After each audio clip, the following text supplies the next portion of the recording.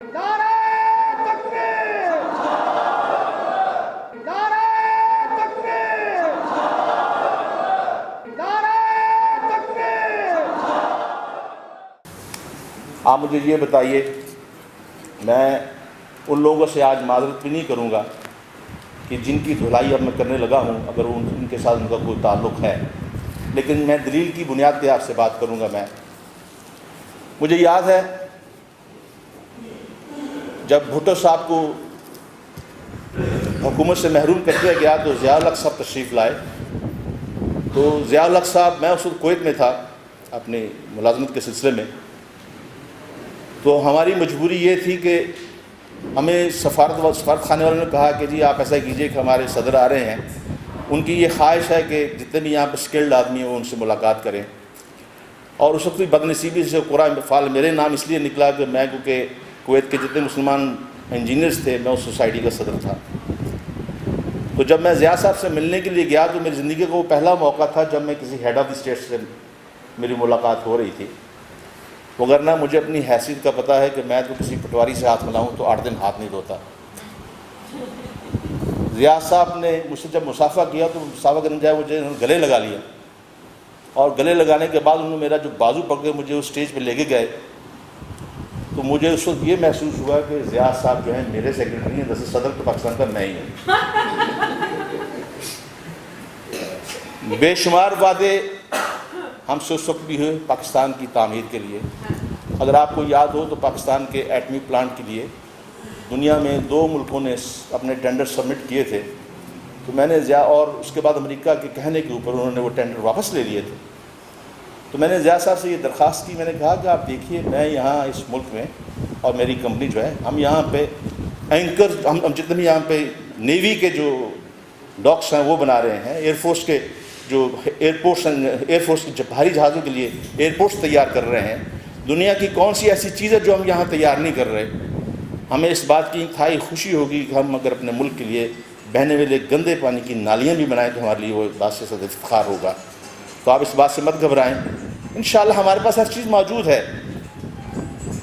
جو ٹنلز آپ اس کے پلانٹ کے لیے بنانا چاہتے ہیں اس کے لیے ہمارے پاس ہر چیز موجود ہے، ہمارے پاس اسکل ہمارے پاس موجود ہے۔ تو ضیاء صاحب نے اس وقت بڑی واہ واہ کی، لیکن اس کے بعد معاملہ وہی ہوا جو اکثر ہمارے تمام ممالک میں صدور اپنی عوام کے ساتھ کرتے ہیں۔ دراصل ان کے جتنے بھی ہمارے حکمران آئے ہیں آج تک کسی حکمران نے ہمیں عوام سے زیادہ درجہ نہیں دیا۔ میں آپ سے یہ عرض کر دوں کہ عوام اور شہری میں فرق ہوتا ہے، وہ عوام کو غلام کی صورت میں لیتے ہیں، شہری اپنے حق رکھتا ہے، اس لیے وہ ہم کو عوام سے زیادہ ہمارے لیے ان کے پاس کوئی ایسا درجہ نہیں ہے۔ میں پھر اپنے اس موضوع کی طرف آتا ہوں کہ پھر یہ ساری مصیبتیں، ساری چیزیں یہ ہمارے ساتھ کیوں ہو رہی ہیں؟ میں سمجھتا ہوں شاید اس کی وجہ یہ ہے کہ ہم نے اس ملک کو کلمہ حقیقی لا الہ الا اللہ کے نام پہ حاصل کیا تھا۔ دنیا میں اور کوئی ایسا ملک نہیں جو کہ اس کلمے کی بنیاد پہ مارز وجود میں آیا۔ جیسے میں نے عرض کیا کہ یہ وہ ملک ہے کہ جو 10 لاکھ آدمی کی قربانی کے بعد یہ ملک حاصل کیا گیا۔ آپ کو شاید یاد نہیں، اگر آپ تاریخ پاکستان کے وہ لہو لہان اوراق پڑھ کے دیکھیں تو آپ کی آنکھیں اشکبار ہو جائیں گی۔ مجھے چند دن پہلے امریکہ سے ایک یونیورسٹی کے ایک پروفیسر ڈاکٹر کشور نے مجھے ایک میرے کالم کے جواب میں اس نے لکھا، اس نے کہا کہ کب تک یہ نوحے لکھتے رہو گے تمہیں پتہ ہے، میں نہیں سمجھتی کہ تمہاری سفید داڑھی کی میں تصویر تو دیکھتی ہوں تمہارے کالم میں، لیکن کیا تمہیں پاکستان تم نے بنتے ہوئے دیکھا ہے؟ تو میں نے ان کے جواب میں کہا کہ میں نے دیکھا نہیں، لیکن جنہوں نے دیکھا انہوں نے مجھے بتایا ہے۔ انہوں نے کہا کہ تم نے صرف سننے کے اوپر اتنے بین اور اتنے نوحے لکھے ہیں، اگر تم پاکستان دیکھ لیتے، بنتے ہوئے دیکھ لیتے تو پھر تم زندہ نہ رہتے۔ میں ان لوگوں میں سے ہوں، انہوں نے کہا کہ میں ان لوگوں میں سے ہوں جنہوں نے اپنے سارے خاندان اپنی آنکھوں کے سامنے کٹتے ہوئے دیکھا۔ وہ ہندوستان کے علاقہ روپڑ کے ایک نواب ہیں، نواب سلیم ان کی صاحبزادی ہیں، وہ اکیلی بچی ہیں۔ وقت نہیں میں اگر آپ کو ان کی سٹوری سناؤں، ان کی کہانی سناؤں تو یقین کیجئے کہ ہمارے شرم کے آدمی جو ہے زمین میں دھنستا چلا جاتا ہے کہ اس پاکستان کے ساتھ ہم نے کیا سلوک کیا ہے۔ لیکن ہم وہ واحد ملک ہیں جو کلمے کے نام پہ مارز وجود میں تو آیا، لیکن آج ایک مسلمان ملک کے مقابلے میں وار آن ٹیرر کے وار آن ٹیرر کی جنگ میں ہم پوری طرح شریک ہیں۔ ہم نے وہ افغان، یہ بات آپ یاد رکھیے کہ میں صرف اب جو افغان کی بات کرنے لگا ہوں طالبان کی، تو میں افغانستان کے طالبان کی بات کرنے لگا ہوں۔ پاکستان کے طالبان سے کوئی لینا دینا نہیں ہے، نہ پاکستان کے طالبان سے تعلق ہے۔ پاکستان کے جو طالبان ہیں وہ یہاں کی کریشن ہے، برطانیہ، امریکہ اور یورپ کی وہ کریشن ہے۔ ان بے شمار دلائل اس میں آ چکے ہیں اور یہ بات ثابت بھی ہو چکی ہے کہ ان لوگوں کی یہ کریشن ہے۔ لیکن مجھے یہ بتائیے کہ وہ افغان جن نے توڑے دار بندوقوں کے ساتھ روس کا مقابلہ کیا، روس کا کوئی لینا دینا افغانستان میں نہیں تھا، وہ تو گرم پانی کے تعاقب میں پاکستان میں آ رہا تھا، وہ پاکستان کے تمام وسائل پہ قبضہ کرنا چاہتا تھا۔ جنہوں نے پاکستان کے لیے جنگ لڑی، اپنی قربانیاں دیں، 25 لاکھ آدمی کو شہید کروا دیا، لیکن انہوں نے اس بات کو ثابت کر دیا ہے کہ افغانستان صرف افغانوں کا ہے اور افغانوں کا رہے گا۔ آپ یہ دیکھ لیجئے، الحمدللہ اللہ کی نصرت سے انہوں نے روس کو تو نہ صرف بھگا دیا بلکہ اسی روس کو ٹکڑے ٹکڑے کر کے، اسی روس کو ٹکڑے کیا جس نے ہمارے ملک کے 2 ٹکڑے کیے تھے، اسی روس کو ٹکڑے کر کے اس میں سے 6 مسلمان ریاستیں اور بھی پیدا قائم کر کے دکھائیں آپ۔ لیکن ہم نے ان کے ساتھ کیا وفاداری کی؟ ہم نے ان کے ساتھ یہ وفاداری کی کہ ہم نے اپنی زمین کے حوالے کر دی۔ جنہوں نے ہمارے ملک سے 9/11 کے بعد صرف 6 مہینوں میں 60,000 پروازیں کر کے افغانستان کی اینٹ سے اینٹ بجائی، جن نے تورا بورا بنایا۔ ہمیں یہ ڈرایا جا رہا تھا کہ اگر ہم امریکہ کا ساتھ نہ دیتے تو یہ ہمارا تورا بورا بنا دیتا۔ سوال یہ ہے، اچھا ہوتا ہمارا تورا بورا بنا دیتا، لیکن جو آج حالت ہے اس سے وہ کم ابتر حالت ہوتی جتنی ابتر حالت ہماری آج کل۔ آپ کو یاد ہے کہ پچھلے 9 سال کے اندر پاکستان نے 26,000 اپنے پاکستانی شہری جو ہیں ان کی شہادت دی ہے۔ ہمارے 15,000 فوجی پچھلے چند مہینوں میں شہید ہوئے ہیں سوات اور مالاکنڈ ایجنسیوں میں لڑتے ہوئے، 15,000 سے زیادہ، جن میں 370 جو ہیں ہمارے بڑے آفیسر تھے کرنل رینک سے اوپر کے۔ ہمارے 4 برگیڈیئرس میں شہید ہوئے اور 2 میجر جنرلس میں شہید ہوئے۔ افغانستان کی جنگ کے اندر کل اتحادیوں کی تمام مرنے والوں کی تعداد ابھی 1500 سے اوپر نہیں گئی، لیکن ہم نے یہ کس چیز کی قیمت ادا کی؟ ہم تو ان کے اتحادی تھے، ہم تو ان کے بھی اتحادی تھے، جو بنگلور میں جا کے ہمیں دھمکیاں دے رہا ہے۔ ہم سب جانتے ہیں کہ یہاں کا جو وزیر اعظم، برطانیہ کا وزیر اعظم، جس کا میں بھی شہری ہوں، آپ بھی شہری ہیں، یہ تو ایک ٹریڈر منسٹر ہیں، ٹریڈر ملک ہے۔ لیکن مصیبت یہ ہے کہ ہم ٹریڈر نہیں، ہم ٹوڈی ہمارے ہاں ٹوڈی حکمران ہیں۔ ہندوستان کے ساتھ انہیں کاروبار کرنا ہے لیکن ہم ان سے بھیک لیتے ہیں۔ پھر آج کل آپ یہ کہہ رہے تھے کہ بہت سے لوگ، آصف جیلانی صاحب فرما رہے تھے کہ بہت سی سیاسی جماعتوں کے افراد اور بہت سے جو لوگ ہیں کالمسٹ بھی، وہ زرداری صاحب کو منع کر رہے ہیں وہ برطانیہ تشریف نہ لائیں۔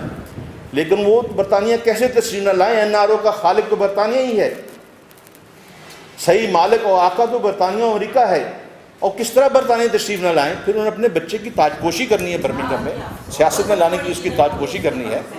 آپ نے جن اخراجات کی طرف نظر، جن اخراجات کا آپ نے ذکر فرمایا ہے، اخراجات کہیں اس سے زیادہ ہیں۔ مجھے یہ بات کہنے میں کوئی بات نہیں کہ ہمارے ملک کے اندر جو سفیر ہوتا ہے ہمارا پاکستان کا ایک نمائندہ ہوتا ہے، لیکن ہماری بدنصیبی یہ ہے کہ برطانیہ میں سفیر مقرر کرنے کے لیے ان کو کوئی ایماندار آدمی نہیں ملا۔ جو سب سے بددیانت اور خائن آدمی تھا اس کو ہمارا سفیر انہوں نے مقرر کیا۔ سر محل کے اندر اور بہت سی دوسری ایسی چیزیں جن میں ان کا براہ راست ہاتھ ان کا ملوث ہے، اور میں خود اس بات کا شاہد ہوں۔ میرے پاس خود ایسے ایویڈنس موجود ہیں، میں بڑے باوثوق ذریعے سے یہ باتیں آپ پسند کرتا ہوں۔ اور ٹیلی ویژن کے اوپر جو پروگرام میرے کئی ہوئے اس میں جب انہیں بلایا گیا تو وہ میں سے اسی لیے تشریف نہیں لائے کہ ہم نے ان کو جو جتنے بھی ایویڈنس تھے وہ سامنے رکھے ہوئے تھے۔ یہ جب نیب نے ان کو گرفتار کیا پاکستان کے اندر تو انہوں نے وہاں لکھ کے دیا کہ میں 14 لاکھ پاؤنڈ برطانوی میرے پاس موجود ہیں جو میں نے غبن کیا ہے، اپنے ہاتھ کا لکھا ہوا، اور میں وہاں پہ آپ کو دوں گا۔ تو انہوں نے اپنا آدھا چیک جو وہاں دیا، پھر باقی پیسے لینے کے لیے یہاں آئے تو پھر یہ واپس تشریف نہیں لے کے گئے۔ یہ ان کی بدعنوانی کا ایک قصہ میں آپ کو بتا رہا ہوں۔ میں اس سے اور بہت سی لمبی باتیں ہیں جو آپ سے کہوں تو آپ حیران ہو جائیں گے۔ مسئلہ یہ ہے کہ اگر آج کی حکومت کی چارج شیٹ اگر آپ کو سنائی جائے تو آپ سوچیں گے کہ سبحان اللہ، یہ پاکستان شاید ان 10 لاکھ قربانیوں کے نتیجے میں زندہ ابھی تک قائم ہے۔ انہوں نے پچھلے 2.5 سال 18 فروری کو ہم نے سوچا تھا کہ شاید ہو سکتا ہے کہ ہماری پاکستانی کو قسمت بدل جائے۔ ایک ڈکٹیٹر جو کہ راتوں رات جس نے قبضہ کیا، جس نے سب سے پہلے پاکستان کا نعرہ بلند کیا، وہ پاکستان کو جس حال میں چھوڑ کے آیا، ہو سکتا ہے یہ پاکستان کی حالت کو بہتر کرے۔ اگر اس ڈکٹیٹر جو کہ آج کل یہاں پہ قیام پذیر ہے، جس کے بارے میں نے عرض کیا تھا کہ بہت سے اگر آپ ان کو پسند کرتے ہوں گے، تو میں دلیل سے آپ کو یہ کہنا چاہتا ہوں کہ میں بہت زیادہ چیزیں آپ کو گنوانا نہیں چاہتا. میں کارگل کا ذکر بھی آپ سے نہیں کروں گا کہ کارگل میں ہمیں کیا نقصان ہوا. میں آپ کے سامنے صرف چھوٹے چھوٹے 2-3 چیزیں رکھتا ہوں. یہ پاکستان کی یہ بھی پاکستان کے تعارف میں چیزیں یہ شامل ہیں جو کہ ہمیں غلامی کی طرف لے کے گئی ہیں. آپ مجھے یہ بتائیے کہ اسلام آباد کے اندر، راولپنڈی کے اندر جامعہ حفظہ کے اوپر جو حملہ کیا گیا، لال مسجد کے اوپر، میں اس بات کے قطعاً حق میں نہیں ہوں کہ پاکستان کے اندر کوئی بھی متوازی حکومت قائم کی جائے یا کوئی بھی آدمی آ کر اپنا کوئی نظام مسلط کر سکے جو کہ ملک کو انارکی کی طرف لے کے جائے. لیکن مجھے یہ بتائیے کہ 3,500 بچیوں کو فاسٹ فورس بم کے ساتھ قسم کر دیا گیا. یہ ہمارا فاسق کمانڈو تھا جس نے یہ کام کیا، اور آج بھی اس بات پہ وہ قائل ہے، وہ کہتا ہے میں نے جو کیا وہ ٹھیک تھا. مجھے یہ بتائیں، ہم نے جامعہ حفظہ لال مسجد کے جو طالب علم تھے، آپ کو شاید پتہ ہو کہ وہ زیادہ، ان میں سے 90% جو تعداد تھی ان یتیموں کی تھی جو آزاد کشمیر کے زلزلے کے یتیم ہو گئے تھے اور وہاں پہ انہیں داخلہ ملا ہوا تھا. اور ان کے ساتھ یہ ہم نے کیا، سب سے پہلے ان کی ہم نے بجلی بند کی. آپ دیکھیے، ہم نے ان کی جامعہ حفظہ کی بجلی بند کی، ہمارے سارے ملک کی بجلی بند ہو گئی. ہم نے ان کا پانی بند کیا، ہمارا پانی بند ہو گیا.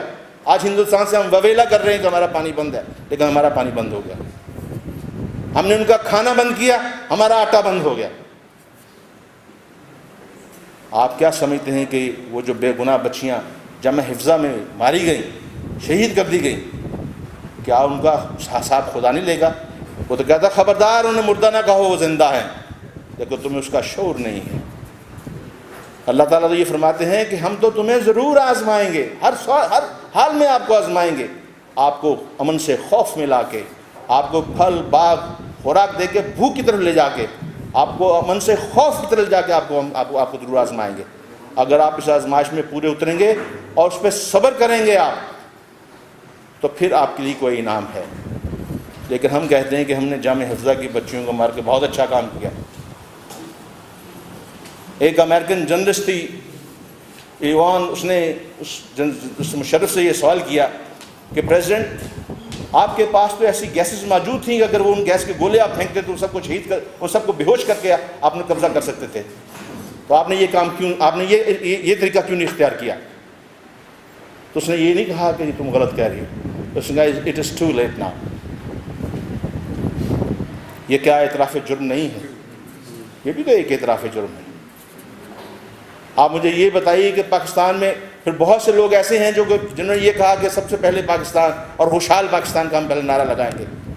بھئی اگر سب سے پہلے پاکستان ہی کا نعرہ لگانا تھا، پھر ہندوستان سے الگ ہونے کی وجہ کیا تھی؟ آپ نے تو اپنے اللہ سے یہ وعدہ کیا تھا کہ لا الہ الا اللہ، اس کا نظام ہم لائیں گے. لیکن ہم نے کیا اس کے بعد کیا اس وعدے کے بعد؟ لا الہ الا اللہ، ماشاء اللہ لاتے رہیں گے ہر وقت. یہ ہم نے اس میں کام کیا.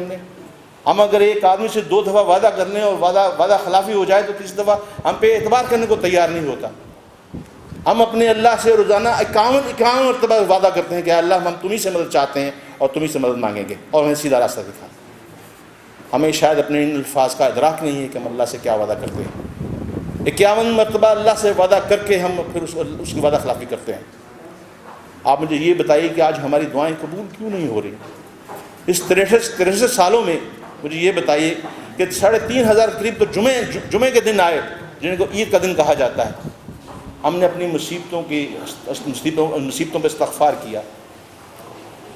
63 رمضان آئے، رمضان میں کئی جمعے آئے، جمعۃ الوداع آیا جس خانہ کعبہ اور مسجد نبوی میں پاکستان کی سلامتی کے لیے دعائیں مانگی گئیں، مشرق اقصی کی آزادی کے لیے دعائیں مانگی گئیں، کشمیر کی آزادی کے لیے دعائیں مانگی گئیں. یہ کیا وجہ ہے کہ ہماری دعائیں قبول کیوں نہیں ہوتی؟ یہ بھی ایک سوچنے کی بات ہے. کیا ہم واقعی آزاد ہیں؟ ہم نے اپنے اللہ سے جو وعدے کیے تھے وہ پورے نہیں کیے. ہمیں اپنے وعدوں کی طرف لوٹنا ہوگا، اپنے اللہ کی طرف استغفار کر کے پھر سے لوٹنا ہوگا. لیکن بعض کا قرآن یہ بھی کہتا ہے کہ توبہ کی بھی ایک لمٹ ہوتی ہے. میں آپ کو مایوس نہیں کرنا چاہتا، میں آپ کو بدل نہیں کرنا چاہتا. میں اپنے اس اللہ پہ یقین رکھتا ہوں جو رحمان بھی ہے، رحیم بھی ہے. میں آج آزادی کے نام پہ میں آپ کی اس بات کی دعوت دینے آیا کہ آپ اپنے اسی اللہ کی طرف لوٹ آئیں، اس اللہ کی طرف لوٹ آئیں. اللہ نے یہ کہا کہ والعصر، قسم ہے زمانے کی، ان الانسان لفی خسر، تمام روئے زمین جتنے